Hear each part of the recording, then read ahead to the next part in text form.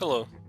In this example, we're continuing what we were doing. We were testing for symmetry with respect to the x-axis and the y-axis, and we are doing we're doing letter C this time.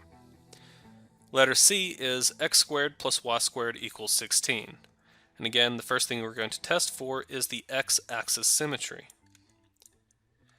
Remember, for the x-axis, I replaced the y with negative y. So that gives me x squared plus parentheses negative y close parentheses squared equals 16. Whenever I simplify, that gives me x squared plus y squared equals 16. And notice this is the same as the original function, or excuse me, the original equation.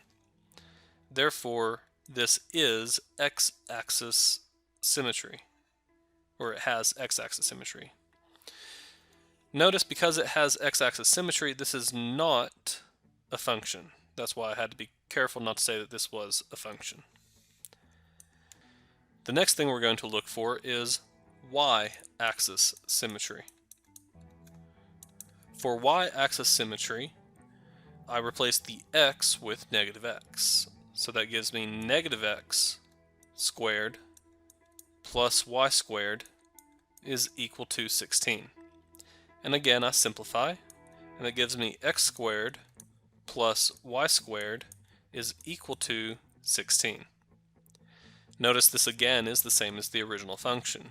Excuse me, again, the equation. It's not a function. So it does have y-axis symmetry.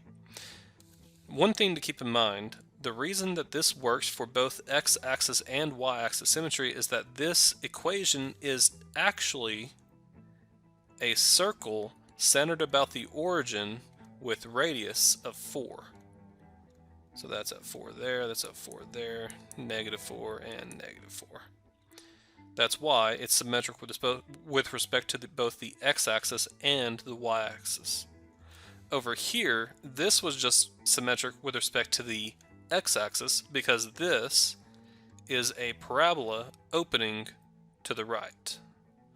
Well, it was moved down 3 units, so it would look more like this, but that's what it would look like. That's why it is not a function, but it's also not symmetric with respect to the y-axis.